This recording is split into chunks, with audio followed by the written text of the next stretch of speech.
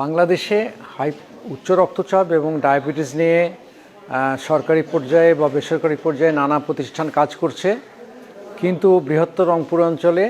Hypertension and research centre এবং এই diabetes সেন্টারটি ভালো কাজ করছে এবং এটি একটি ব্যতিক্রমধর্মী প্রতিষ্ঠান।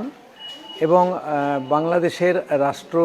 সরকারের যে তহবিল, সেখান থেকে যে রাষ্ট্রীয় পর্যায়ে যে চিকিৎসা ব্যবস্থা আছে, তার সঙ্গে এই বেসরকারি পর্যায়ের এই স্বেচ্ছাসেবী সংগঠনগুলো, এই উদ্যোগগুলো উচ্চ রক্তচাপ, হার্ট ডিজিজ এবং ডায়াবেটিসের জন্য যে কাজ করছে, তাতে এই সেন্টারটি একটি অগ্রগামী ভূমিকা পালন করছে এবং বৃহত্তর রংপুর অঞ্চল সহ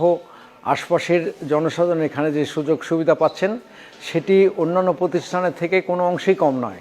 আধুনিক ব্যবস্থাপনা, আধুনিক পরীক্ষা নিরীক্ষা, এমনকি সিটি স্ক্যান এবং ভবিষ্যতে এমআরআই থাকবে এবং অন্যান্য যে রক্তের বিভিন্ন চিকিৎসা আছে, হরমোন চিকিৎসা আছে, অনেকগুলো দরকার হয় হাইপারটেনশন,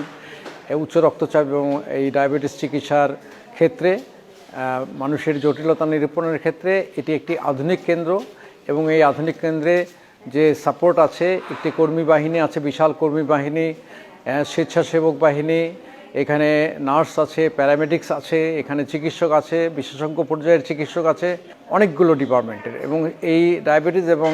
উচ্চ রক্তচাপ একটি সমন্বিত চিকিৎসা ব্যবস্থা এবং এই সমন্বিত চিকিৎসা ব্যবস্থার সবগুলো অধ্যায় এখানে কভার করা হয়। কাজেই আমি মনে করি যে এই সেন্টারটি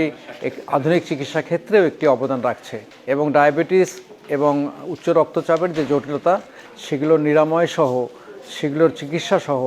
সেগুলোর মনিটরিং সহ, তার জটিলতা প্রতিরোধ সহ নানাবিধ